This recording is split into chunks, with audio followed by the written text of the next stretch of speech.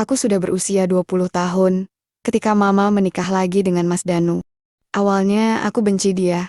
Benci karena dia mengisi tempat yang seharusnya kosong selamanya. Benci karena dia terlalu muda untuk Mama. Baru 33, hanya 13 tahun lebih tua dariku. Dan benci karena dia terlalu sempurna. Tinggi, berisi, suara rendah yang selalu membuatku salah tingkah kalau dia memanggil namaku. Naya. Tapi kebencian itu lama-lama mencair. Entah kapan tepatnya. Mungkin saat dia diam-diam membelikanku camilan saat aku lupa bawa uang ke tempat kuliah dan malu minta ke Mama. Mungkin saat dia menungguku latihan drum sampai malam karena Mama takut aku pulang sendiri. Atau mungkin saat dia menatapku terlalu lama ketika aku keluar dari kamar mandi menggunakan handuk. Dan kulihat ada sesuatu di matanya yang bukan seharusnya ada di mata seorang ayah tiri. Aku ingat ada satu momen pertama yang tak pernah kusangka sebelumnya. Tepatnya ketika Mama dinas ke Surabaya 3 hari. Rumah hanya ada aku dan Mas Danu. Aku duduk di sofa ruang keluarga, menggunakan kaos sederhana dan wok seyutut. Aku tahu itu salah, tapi aku memang sengaja. Aku ingin tahu bagaimana responnya. Dan benar saja, dia duduk di sebelahku, memakai kaos hitam wetat, seolah mempresentasikan bidang baiknya. Malam itu kami pun nonton drama Korea yang entah aku sendiri tak ingat judulnya. Yang aku ingat hanya jarak kami yang semakin dekat, dengan napas yang memberat, dan jantungku yang sudah hampir meledak. "Nay," katanya pelan. Suaranya serak. "Kamu tahu nggak kalau kamu cantik?" Aku pun menoleh, dan kudapati matanya lain, penuh sesuatu yang membuat jantungku berdebar. "Mas juga tahu nggak kalau aku suka Mas?" Jawabku dengan pelan, bahkan hampir berbisik. Sejenak nampak ia menelan Yudah. "Tapi Nay, aku ini ayah tirimu." "Naya tahu kok," kataku lalu mendekat. "Tapi Naya juga tahu, Mas sering ngintip kan, pas Naya lagi ganti baju. Naya tahu Mas suka berdiri di depan pintu kamarku, pas aku mandi." Wajah Mas Danu pun seketika bersemu. Dia menunduk malu, tapi juga tak tenang. Aku bisa tahu dari sesuatu yang mengembung di bawah itu. "Maafin Mas Nay. Masalah, Mas nggak seharusnya." Belum selesai berbicara, aku lebih dulu mendekat hingga berjarak beberapa senti. "Naya juga salah kok Mas," kataku pelan, tapi Naya nggak mau berhenti salah kalau sama Mas.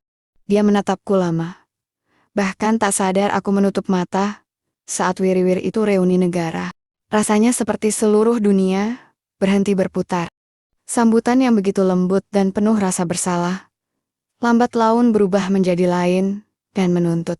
Aku pun membalas hal yang sama.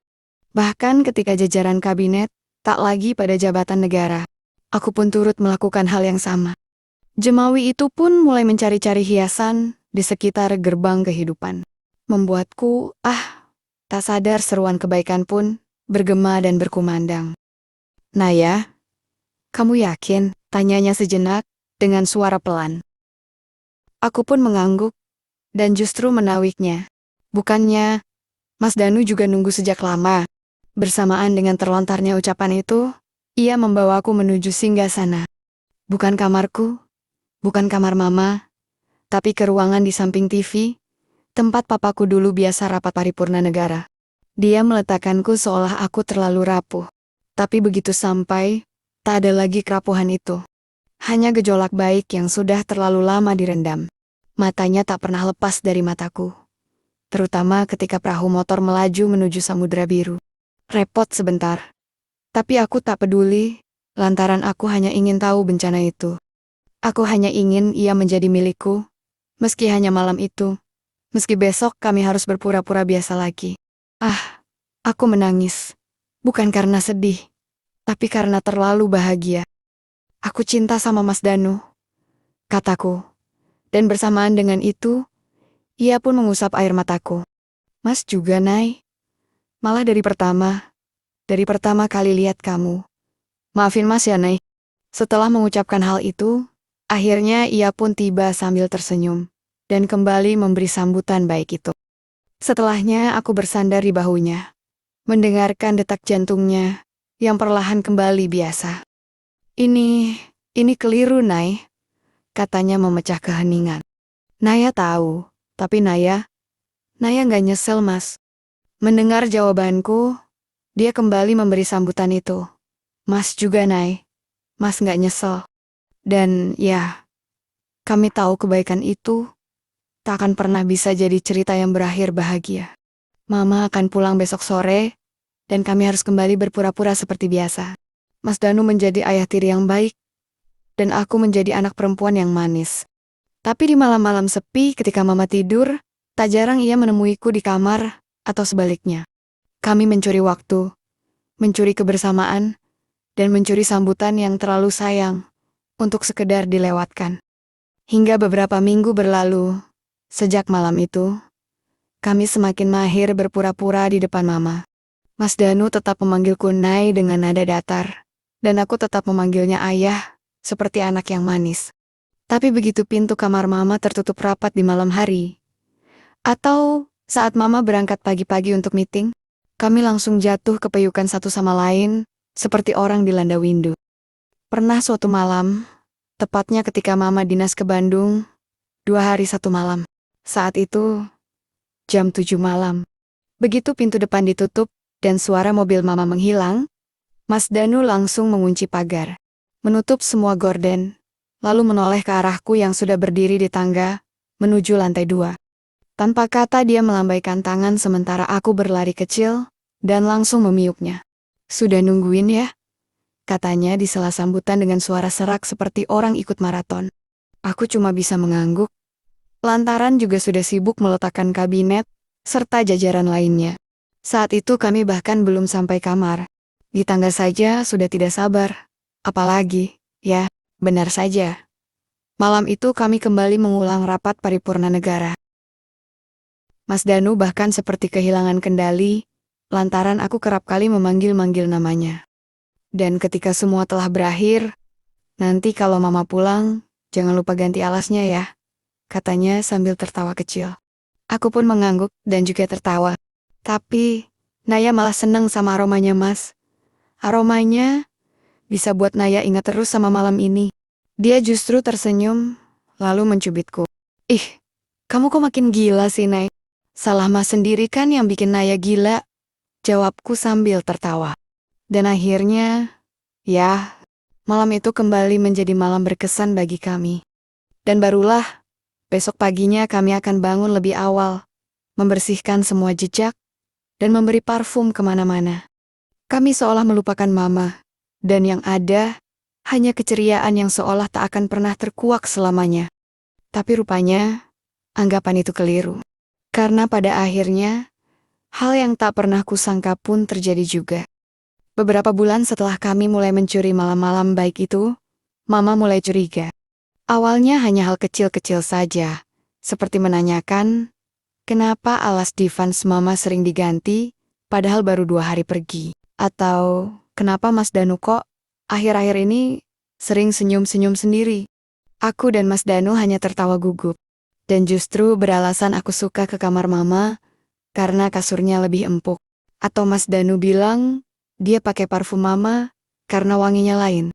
Mama pun mengangguk mengerti.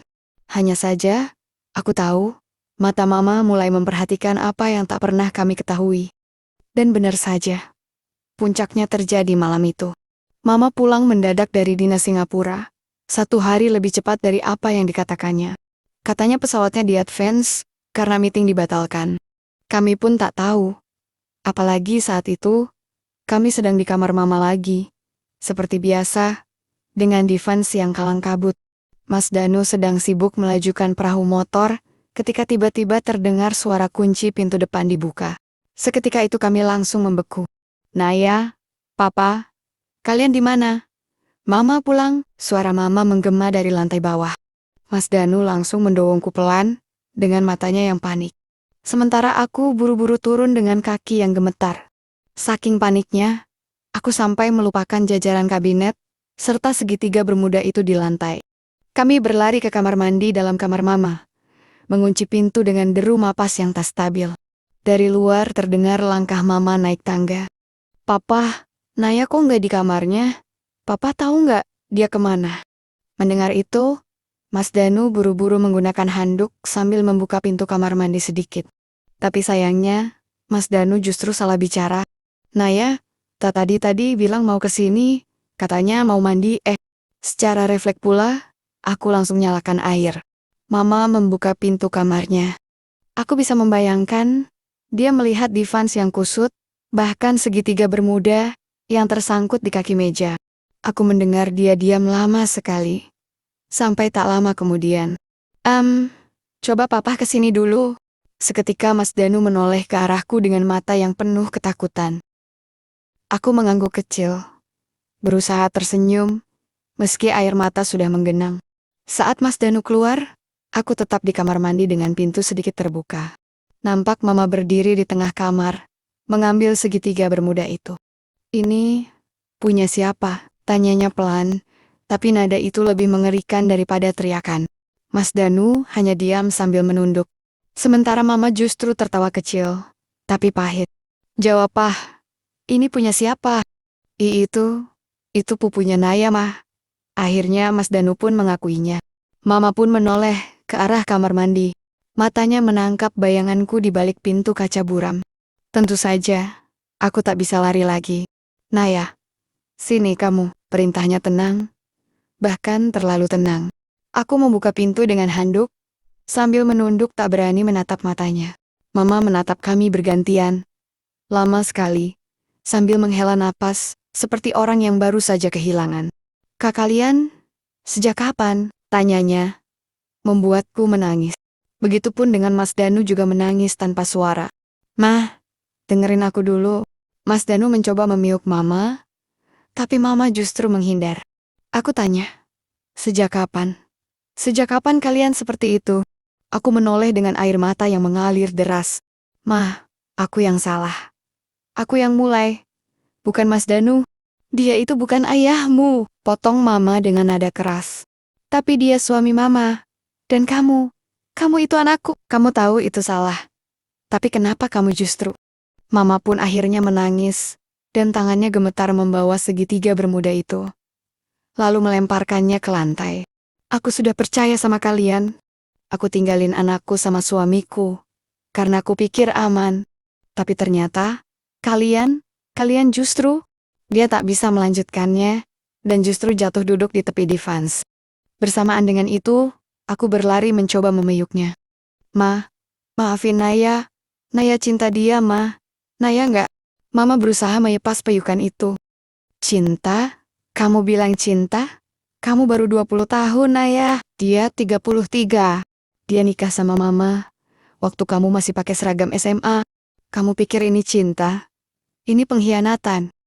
Mas Danu akhirnya berlutut juga di sampingku. Aku yang salah, Ma. Aku juga cinta Naya. Dari dulu. Bahkan ejak pertama kali kamu ajak aku masuk rumah ini. Mama menatapnya dengan mata penuh kebencian dan luka yang dalam. Kamu bilang cinta anakku di depanku? Oke, aku ngerti. Mama lantas berdiri, lalu mengambil tasnya lagi. Aku pergi. Aku benci kalian. Mama berlari pelan, dengan air mata masih mengalir.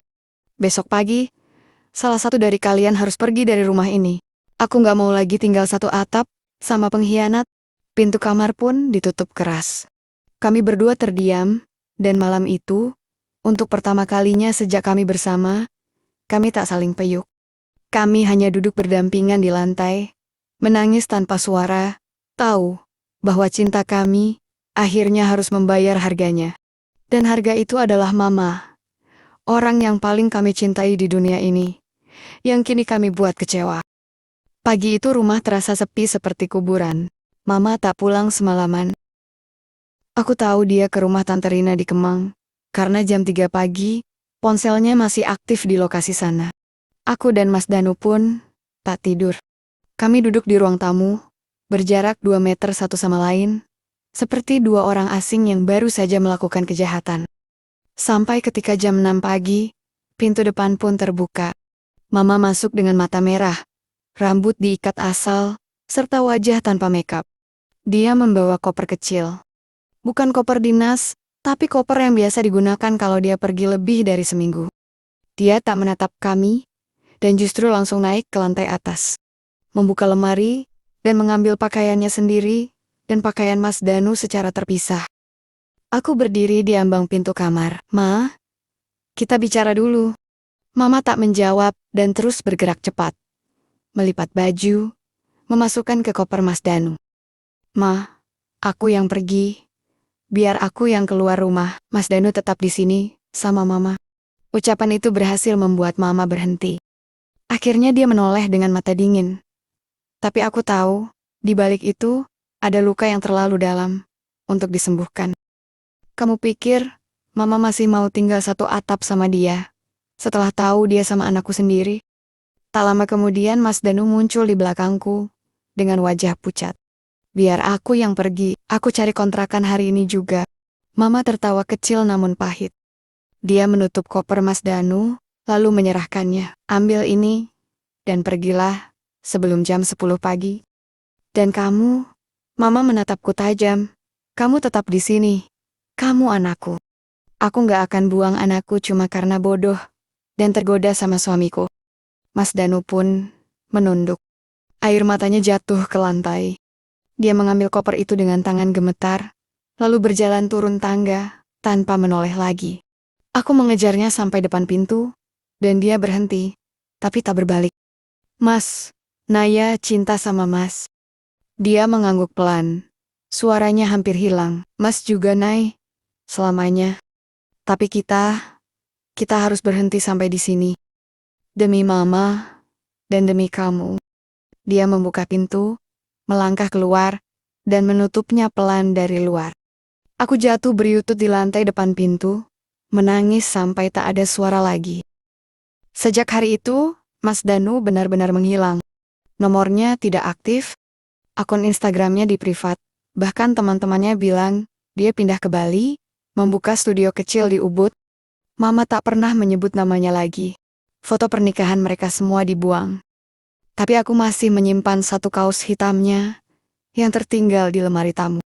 Kadang malam-malam, kalau Mama sudah tidur, aku peyuk kaos itu, mencari sisa aroma yang masih samar, dan menangis pelan.